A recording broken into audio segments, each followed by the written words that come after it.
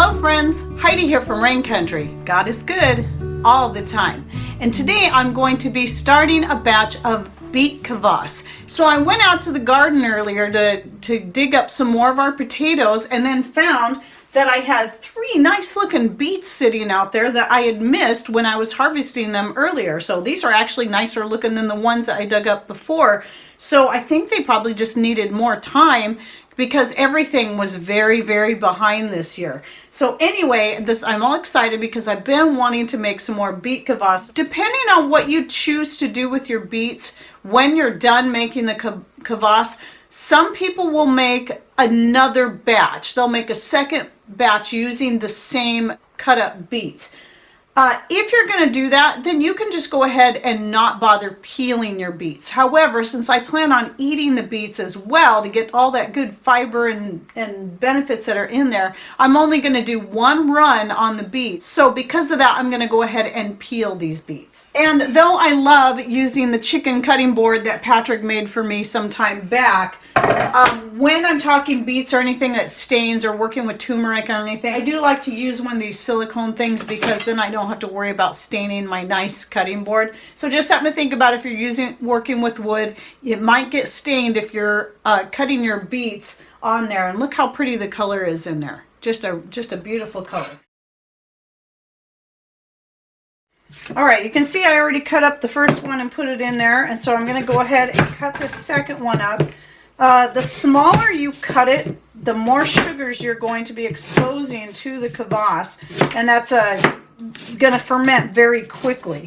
Now, some people say keep your chunks a little bit bigger so it doesn't ferment too quickly. It's just going to be a matter of choice. So I'm liking this size here is the size I usually do when I'm doing my kvass. Because I'm going to go ahead and pack this jar full of the beets, I'm not going to end up with as much of the liquid, but I do have a couple things I like to do with the beets when I'm done with the kvass. I remembered the other thing I like to do. All right, now to this I'm going to add a tablespoon of my salt here. I think this is the Himalayan salt. I do have a video on my favorite salts. My top 2 favorites are the Himalayan and the Redmond real salt, but I have a couple others I also like to use. And then I'm also going to add some of my fermentation starter. Now, traditionally, kvass is made, the starter that is used is whey from either cheese making or yogurt making. Whey is an excellent way to get a ferment started, especially when you're talking about vegetables.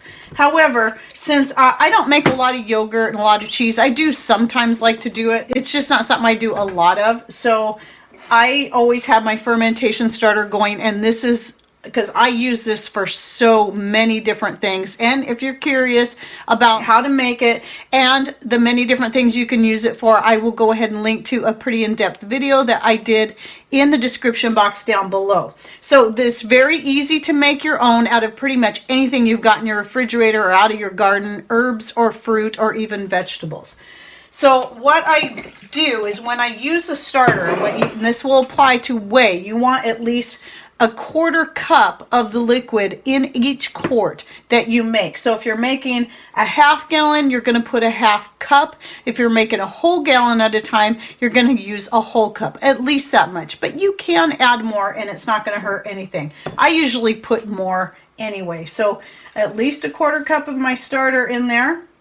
Okay, well, I'd already added this starter, and I just remembered I had just used this one and fed it. So this is why I always have a backup starter, because I did just start these, and you'll see those in another video as well. And so now I'm going to my dandelion and red clover starter. And I'm going to go ahead and add some of that too, just in case, because I get concerned about one that I just fed not being active enough to really get it going. So we'll add that in too. That's okay. We'll have plenty of starter in there. I think the other one would have been fine, but just in case, I'm adding some of this too. And then always, whenever you use your fermentation starter, if you're using something like this, you want to feed a little sugar to it, add a little water to top it off, and put a tight fitting lid on, and then leave it out for the rest of the day. That's why that one was sitting there, because it was already used. So these are both going to sit out here for the rest of the day and get bubbly again, and then I'll put them back in the fridge.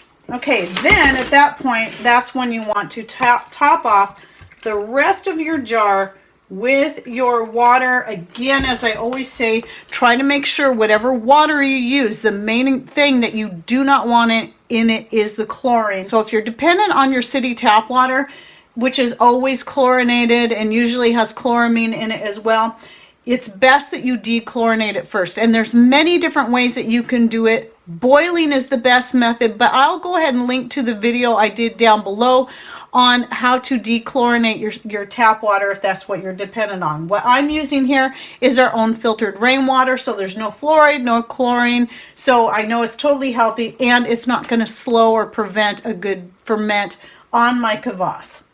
So I'm going to put a tight fitting lid on there. I've got this, and as I showed in the other video, I've got this so-called leak-proof ball lid, which I still love, but it still needs a little extra to make it fully leak-proof. And so I've got a silicone liner I've added in here, and you can buy these little silicone rings on Amazon. I'll link to some down below in either size. And put the lid on tight, and then I like to shake it up to get everything mixed in there, the salt and the fermentation starter. Now, one thing you're definitely going to want to do when you're cutting up your beets and when you go to put this on your counter to ferment, make sure you have something under it. For this, I really recommend putting it inside a dish, because anytime you get beet juice or anything on your counter, especially if you have a Formica counter like I do, you got to be concerned about it staining. So you want to clean up the mess right away as soon as you get any of that juice on there. And then again, I recommend you put this inside of some kind of bowl so that if it bubbles over, it's not going to get all over your counter and stain it. However, even if it does, you can still use a little bit of hydrogen peroxide mixed with baking soda. That works pretty good to remove any kind of stains like that on your counter, beet stains, anything like that.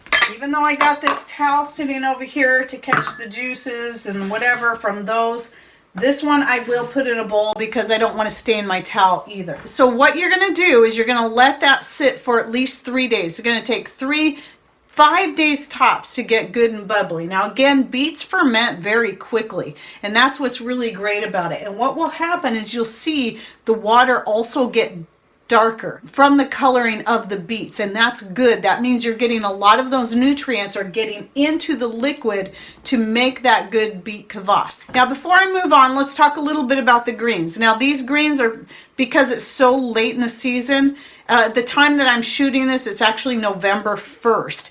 And your greens at this point on your vegetables like that, if you waited late to harvest them like I did because I didn't know they were out there, there's not going to be as much nutrients in it. However, if you're picking or digging up your beets early enough, or your rutabagas or your turnips or anything like that, salvage those greens. You can dehydrate them and add them to your mixed greens blend that you sprinkle into any foods that you make to add more nutrients to that. Just a lot of great things you can do with them. You can even cook them up like you would collards or any other spinach or anything like that. Very, very good for you. If they're good, healthy greens because they're early enough in the year, don't toss them. Make sure you use them and get the most out of those. These I'm just going to go ahead and throw out to the chickens and see, or at least let them compost and break down into my garden that way. And besides, I have lots of mixed greens from the past 2 to 3 years because I did a whole bunch several years in a row, so I'm pretty good as far as that goes. So I'm not concerned about letting this just break down and feed my garden. All right, so next what I'm going to do is I'm going to let that sit for 3 days minimum. So the rest of this video you'll see is going to be in at least 3 days once it's done fermenting and I'm ready to strain it out. And then I'll talk about what I'm going to do with the beets when I'm all done. All right, well, it's been 3 days and I'm back with this beet kvass. So I'm going to talk a little bit about what you can do with it and some of the benefits. But first, let's take a look at this. So I want to be very careful opening this. So it looks pretty, you can see it's pretty foamy there on top. Okay, good. It's not going to bubble over. And so it's very fizzy. So can you hear that? I don't know if you can hear that, but anyway, I try. So let's go ahead and pour a glass. Now, I like to just take it straight from the jar like this. All right, and then you can see what that looks like right there.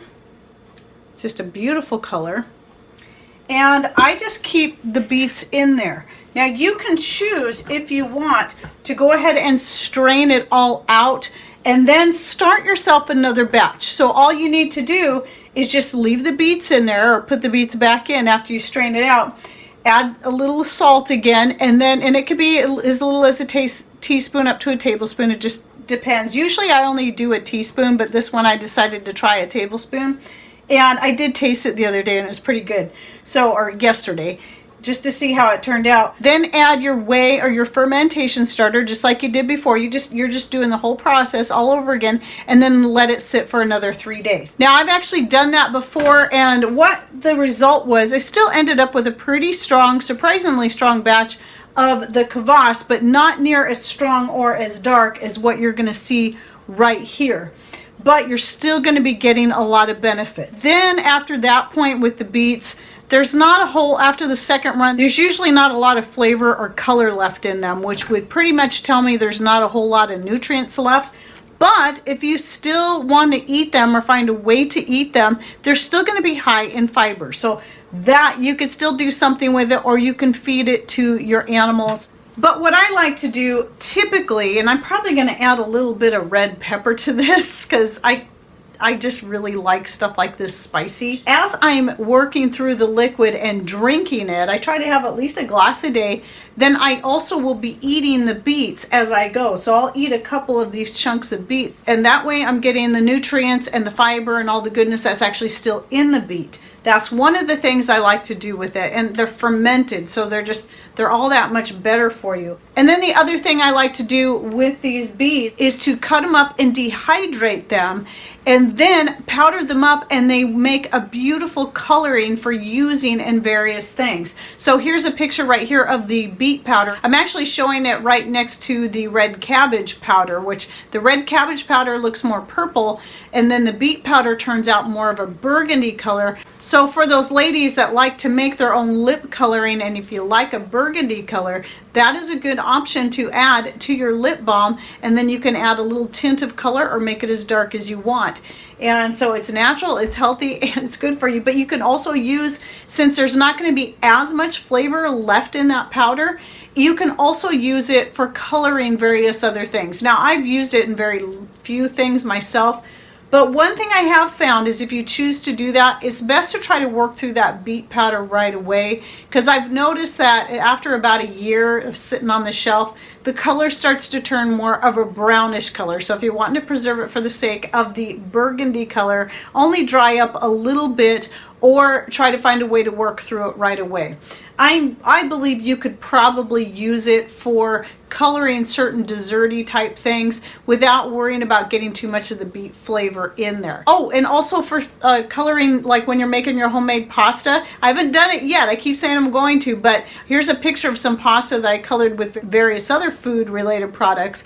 And one of these days, the beet powder is one of the things I've wanted to use along with the blue butterfly powder, and try a couple more colors in my homemade pasta. So now let me talk a little bit about the benefits of beet Kvass. So obviously anybody who knows anything about fermented foods, you're going to be obviously looking at something that's going to be very good for promoting good gut health. It's good for the gut flora. It helps with your digestion, and it's just full of probiotics.